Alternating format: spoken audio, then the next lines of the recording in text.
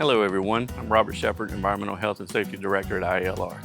We've had an exciting summer across the organization, starting with our internship program.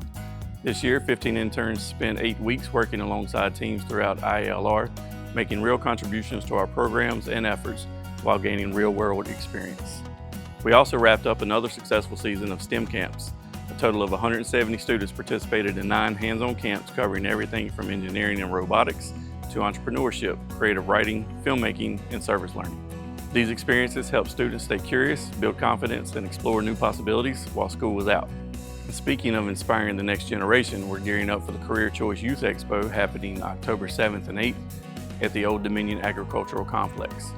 This premier career exploration event connects more than 4,000 middle and high school students with local industries and career pathways each year.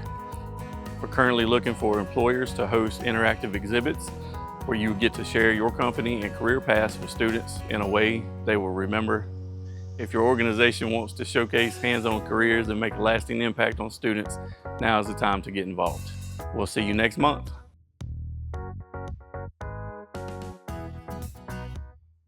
I might be just a little too slow now.